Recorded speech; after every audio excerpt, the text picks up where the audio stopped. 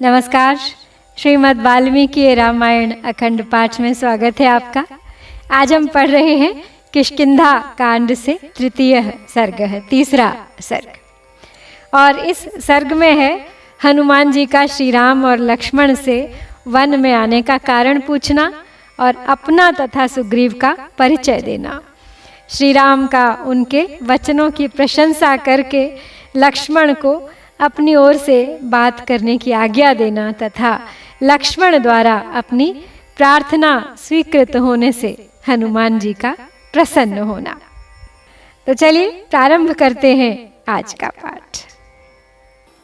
वचो विज्ञाय हनुमान सुग्रीवस्य महात्मनः पर्वतादृश्यमुखात्तु पुप्लुवे यत्र राघवौ कपिरूपं परित्यज्य हनुमान मारुतात्मजः भिक्षुरूपं ततो भेजे षट्बुद्धि तया कपिः ततश्च हनुमान वाचाश्लक्षणया सुमनोज्ञया विनीतवदुपागम्य राघवौ प्राणिपत्य च आबभाषे च तौ वीरौ यथावत् प्रशशंस च सम्पूज्य विधिवद्वीरौ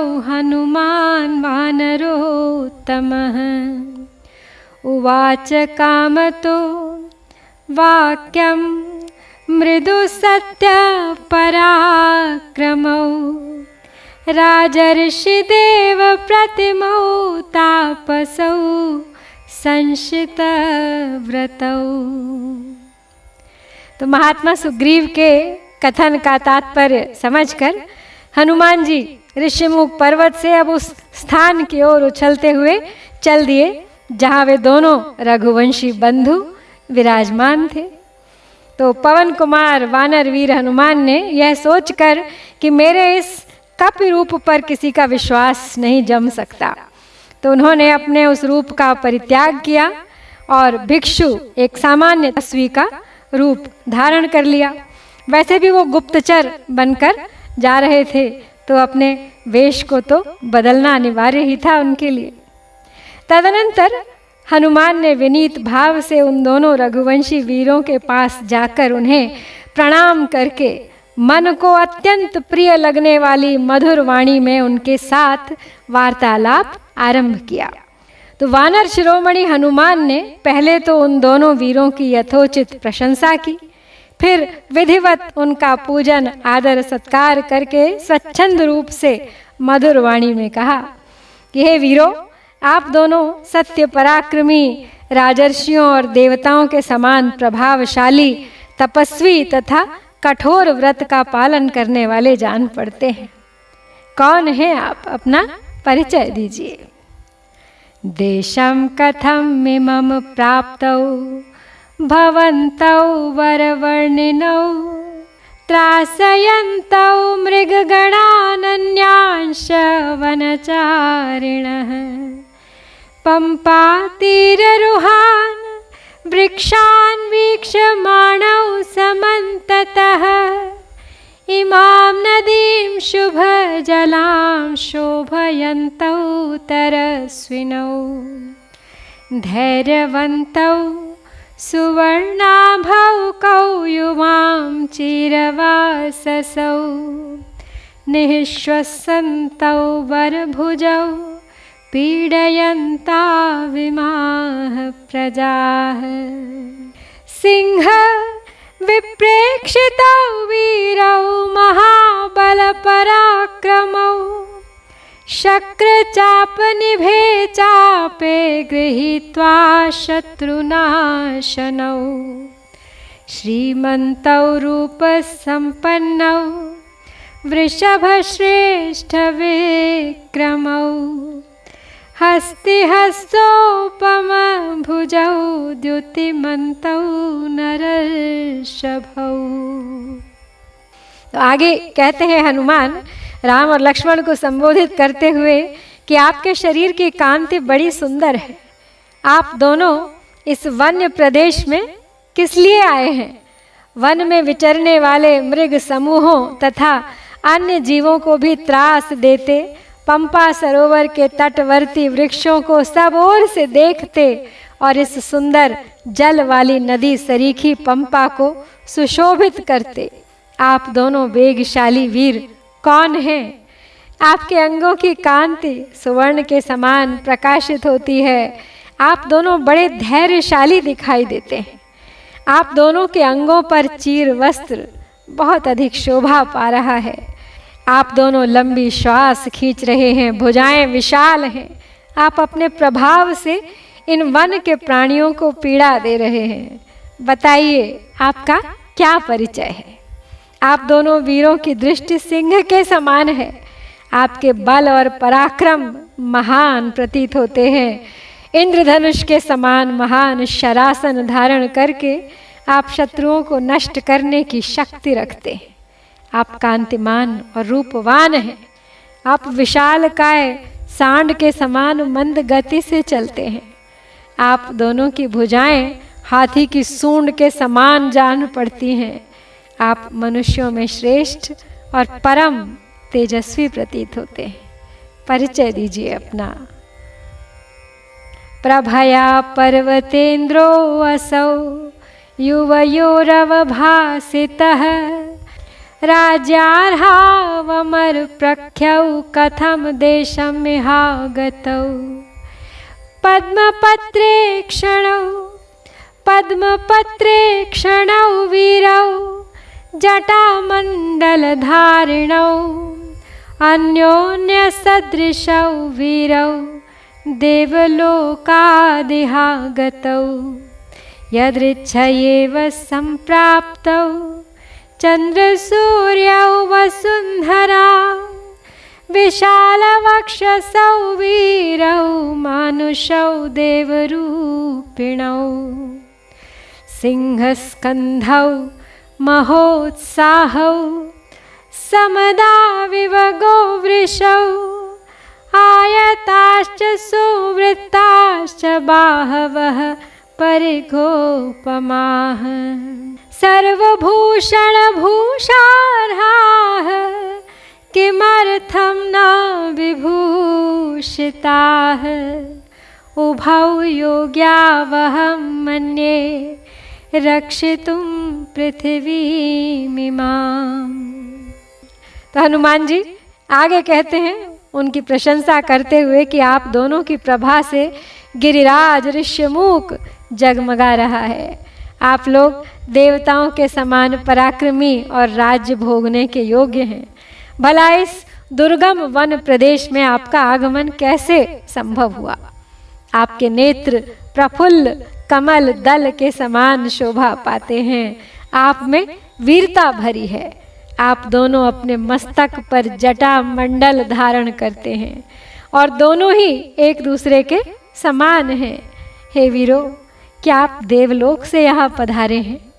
आप दोनों को देखकर ऐसा जान पड़ता है मानो चंद्रमा और सूर्य स्वेच्छा से ही इस भूतल पर उतर आए हैं। आपके वक्षस्थल विशाल हैं। मनुष्य होकर भी आपके रूप देवताओं के तुल्य हैं।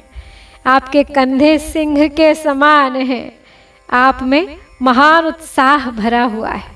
आप दोनों मदमत्त सांडों के समान प्रतीत होते हैं।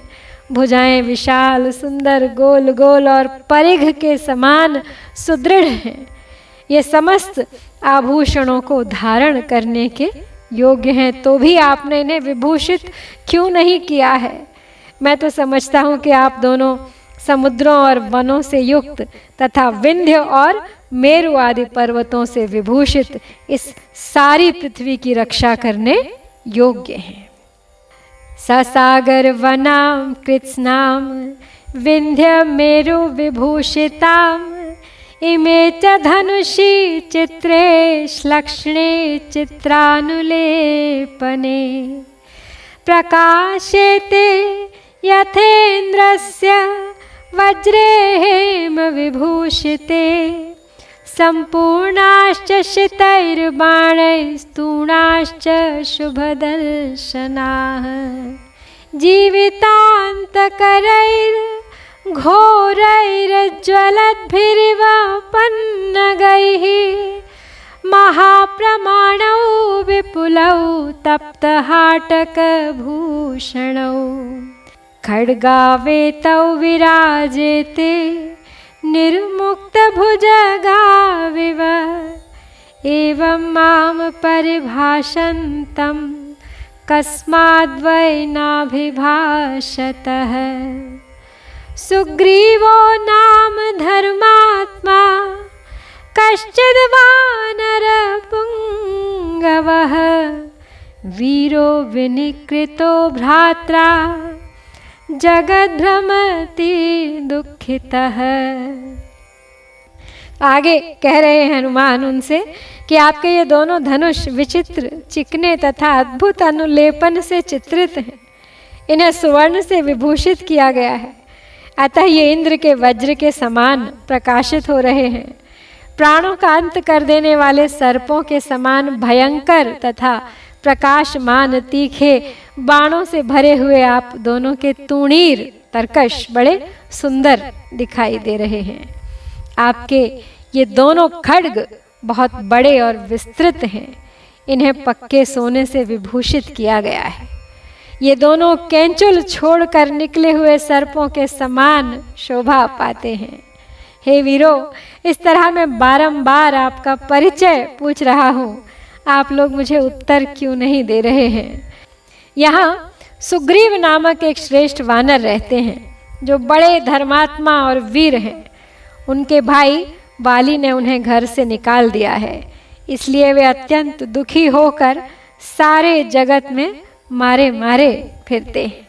मैं उन्हीं वानर शिरोमणि का दूत हूँ। प्राप्तो अहम प्रेषितस्तेन सुग्रीवेण महात्मना राज्ञा वानर मुख्यानां हनुमान नाम वानरः युवाभ्यां साहि धर्मात्मा सुग्रीवः सख्यमिच्छति तस्य मां सचिवं वित्तं वानरं पवनात्मजं भिक्षुरूप प्रतिच्छन्नं सुग्रीवप्रियकारणात् ऋष्यमूकादिह प्राप्तं कामगं कामचारिणम् एवमुक्त्वा तु हनुमांस्तौ वीरौ रामलक्ष्मणौ वाक्यज्ञो वाक्यकुशलः पुनरनुवाच किञ्चन एतत् श्रुत्वा वचस्तस्य रामो लक्ष्मणम् अब्रवीत् प्रहृष्टवदनः श्रीमान् भ्रातरं पार्श्वतः स्थितम्। तो हनुमान ने श्री राम की, लक्ष्मण की भूरी भूरी प्रशंसा की है और अंततः सब कुशल जानकर उन्होंने अपना और सुग्रीव का परिचय भी उन्हें दे दिया है। बता दिया है कि मैं वानर शिरोमणियों के राजा महात्मा सुग्रीव के भेजने से यहाँ आया हूँ। मेरा नाम हनुमान है, मैं उनका दूत हूँ और मैं वानर जाति का हूँ। ये जो मेरा वेश है वास्तविक नहीं है। धर्मात्मा सुग्रीव आप दोनों से मित्रता करना चाहते हैं। मुझे आप लोग उन्हीं का मंत्री समझें। मैं वायु देवता का वानर जातीय पुत्र हूँ। मेरी जहाँ इच्छा हो जा सकता हूँ, जैसा चाहूँ रूप धारण कर सकता हूँ। तो इस समय सुग्रीव का हित करने के लिए मैं भिक्षुक के रूप में अपने आप को छिपाकर ऋष्यमुख पर्वत से यहाँ पर आया हूँ। तो उन दोनों वीरवर भाई श्री राम और लक्ष्मण से ऐसा कहकर वाक चतुर तथा बात का मर्म समझने में निपुण हनुमान जी चुप हो गए और फिर कुछ न बोले। अब उनकी यह बात सुनकर श्री रामचंद्र जी का मुख प्रसन्नता से खिल उठा और वे अपने बगल में खड़े हुए छोटे भाई लक्ष्मण से इस प्रकार कहने लगे। सचिवो अयम कपीन्द्रस्य सुग्रीवस्य महात्मनः तमेव काङ्क्षमाणस्य ममान्तिकं विहागतः तमभ्यभाष सौमित्रे सुग्रीव सचिवं कपिं वाक्यज्ञं मधुरैर्वाक्यैः स्नेहयुक्तम् अरिन्दमम् नानृग्वेद विनीतस्य नायजुर्वेदधारिणः नासामवेदविदुषः शक्यमेवं विभाषितुम् नूनं व्याकरणं कृत्स्नमनेन बहुधा श्रुतं बहुव्याहरतानेन न किञ्चिदपशब्दितं न मुखे नेत्रयोश्चापि ललाटे च भ्रुवोस्तथा अन्येष्वपि च सर्वेषु दोषः संविदितः क्वचित्। सुमित्रानंदन, ये महामनस्वी वानर राज सुग्रीव के सचिव हैं और उन्हीं के हित की इच्छा से यहाँ मेरे पास आए हैं। तो लक्ष्मण इन शत्रु दमन सुग्रीव सचिव कपिवर हनुमान से जो बात के मर्म को समझते हैं, तुम स्नेहपूर्वक मीठी वाणी में बातचीत करो। जिसे ऋग्वेद की शिक्षा नहीं मिली, जिसने यजुर्वेद का अभ्यास नहीं किया तथा जो सामवेद का विद्वान नहीं है, वह इस प्रकार सुंदर भाषा में वार्तालाप नहीं कर सकता। निश्चय ही इन्होंने समूचे व्याकरण का कई बार स्वाध्याय किया है, क्योंकि बहुत सी बातें बोल जाने पर भी इनके मुंह से कोई अशुद्धि नहीं निकली। संभाषण के समय इनके मुख, नेत्र, ललाट, भौं तथा सब अंगों से कोई दोष प्रकट हुआ हो, ऐसा भी कहीं ज्ञात नहीं हुआ।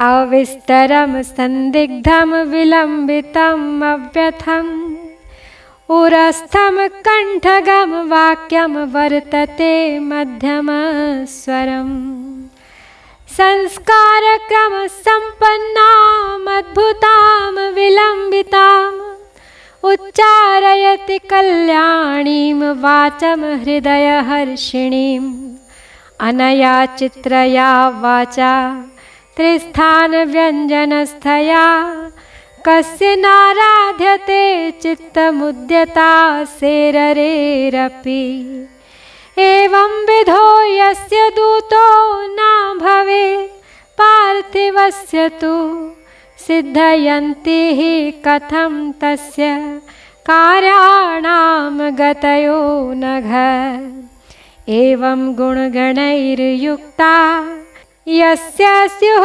कार्यसाधकाः तस्य सिद्धयन्ति सर्वे अर्था दूतवाक्य प्रचोदिताः। आगे कहते हैं श्री राम लक्ष्मण से कि इन्होंने थोड़े में ही बड़ी स्पष्टता के साथ अपना अभिप्राय निवेदन किया है। उसे समझने में कहीं कोई संदेह नहीं हुआ है। रुक रुक कर अथवा शब्दों या अक्षरों को तोड़ मरोड़ कर किसी ऐसे वाक्य का उच्चारण नहीं किया है जो सुनने में कर्ण कटु हो। इनकी वाणी हृदय में मध्यमा रूप से स्थित हो गई है और कंठ में वैखरी रूप में प्रकट होती है। अतः बोलते समय इनकी आवाज़ ना बहुत धीमी रही है, ना बहुत ऊंची, मध्यम स्वर में ही इन्होंने सब बातें कही हैं। ये संस्कार और क्रम से संपन्न, अद्भुत, अविलंबित तथा हृदय को आनंद प्रदान करने वाली कल्याणमयी वाणी का उच्चारण करते हैं। तो अब कैसी होती है ये कल्याणमयी? जैसे ये संस्कार, तो व्याकरण के नियमानुकूल शुद्ध वाणी को संस्कार संपन्न संस्कृत कहते हैं और शब्दोच्चारण की शास्त्रीय परिपाटी का नाम क्रम है और बिना रुके धारा प्रवाह रूप से बोलना अविलंबित कहलाता है। और इन तीनों ही गुणों का समागम था हनुमान की वाणी में।